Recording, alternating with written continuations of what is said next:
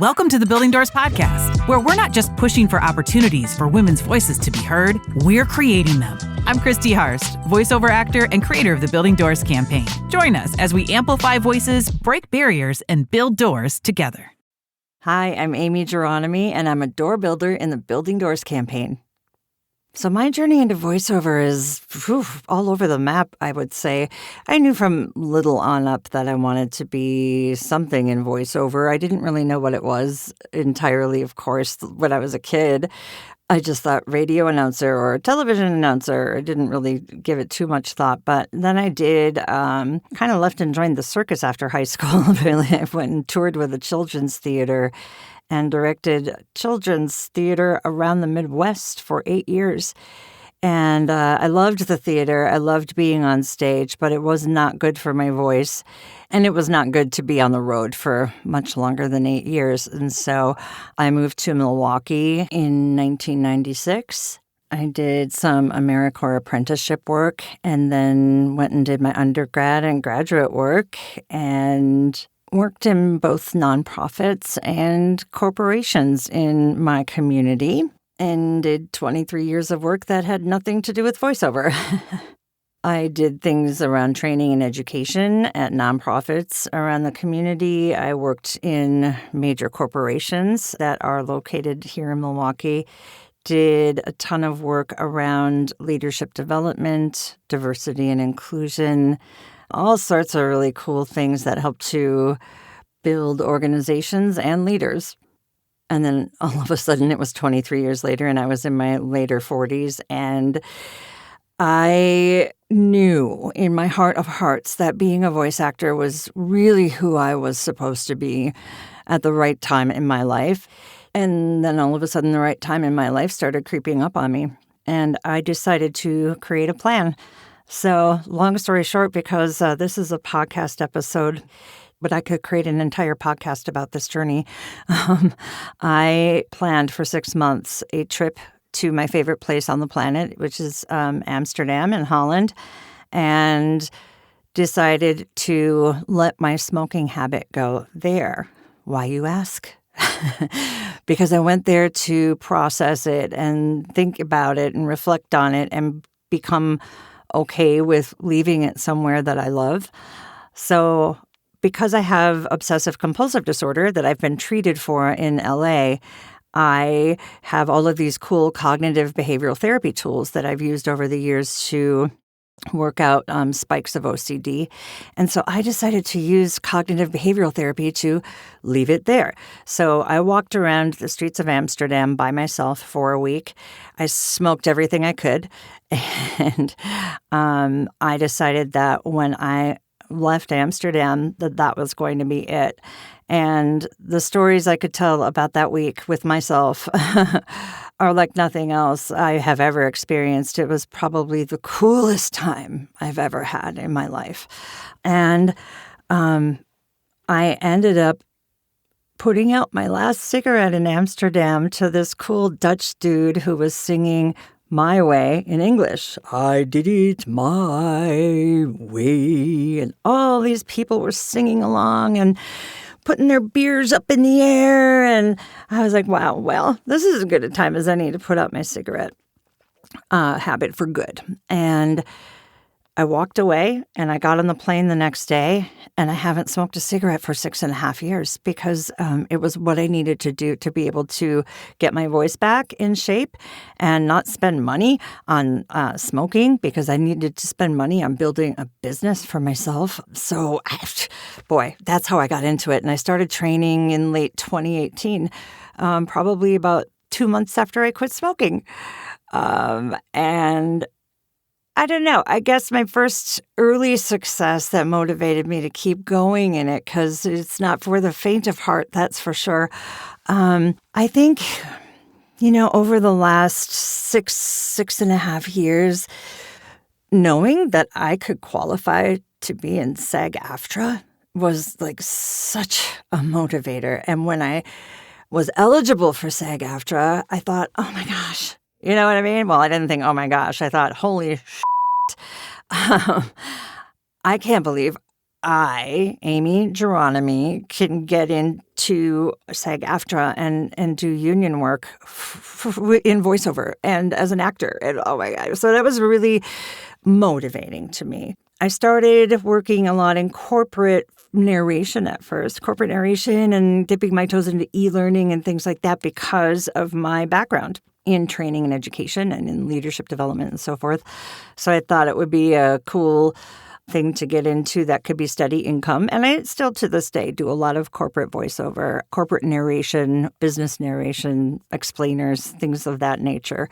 But I also never knew how much I would get into animation. And so I'm constantly auditioning for animated series. And my goal in life is to live announce an awards show, a major awards show. I'm going to live announce a major awards show before I die. Randy Thomas knows this because I took a risk and emailed her during COVID, the summer of COVID, and said, will you teach me everything you know about promo and live announce? This gal from Milwaukee. And I know at the time, Randy was like, sure. Who are you now?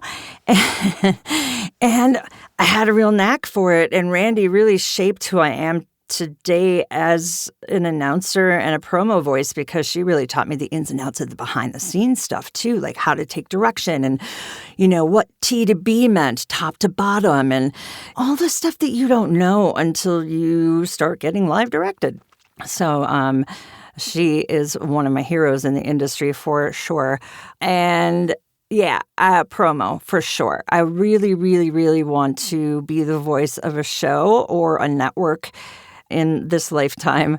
And man, if it had a focus on social justice or LGBTQ initiatives, or if it were, a show about disabled teens, that would be even better because I am all of those things too. I'm blind in one eye and I have really advanced osteoarthritis, like from my hips down, and OCD. And so, yeah, it's been pretty amazing because I feel like I've gotten to get into all sorts of genres that I never knew I could. And I am going to book a major national commercial campaign before I die. I've been working too hard on it to not. Thank you for bleeping out my swear words because I swear like a sailor. All right, so dream clients. Boy, I would love to be the voice, one of the voices at the Olympic Games. That would be phenomenal. So the Olympics, the Olympics committee would be a fabulous client.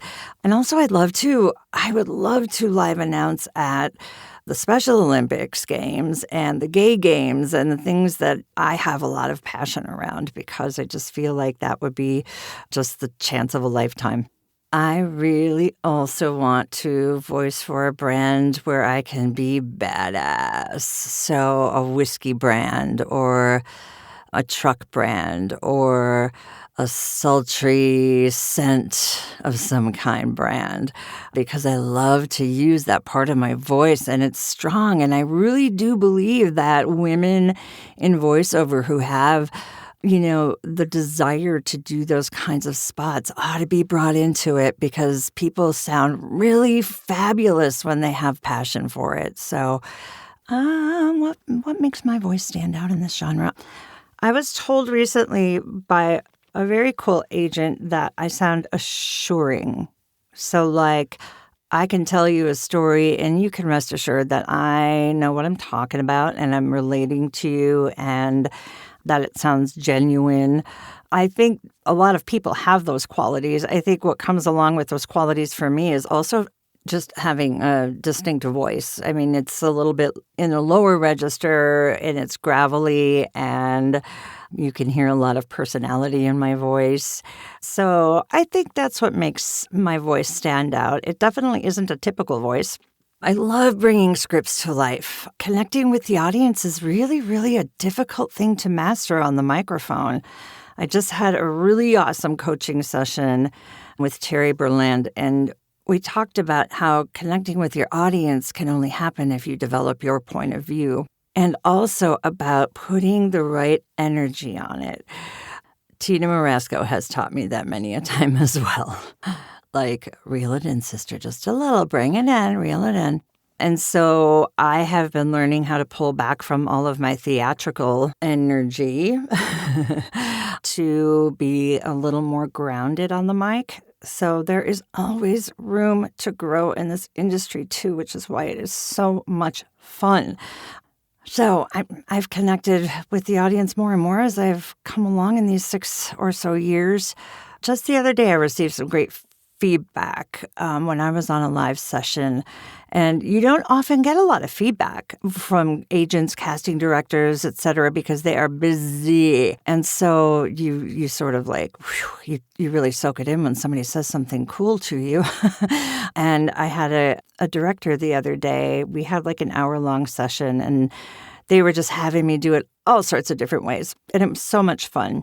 And before they let me go, he came back on with the whole team and said, Aimee, I'm going to tell you what, you are magic. And I was like, oh, what?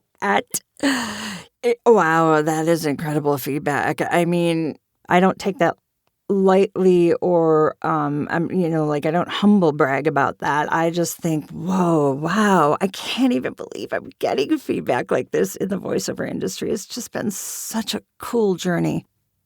I think something unique that influences my voiceover style and my business and my focus is some of my own experiences. I'm the newest administrator now for the Disabled Voice Actors Directory, which is now housed under the National Association of the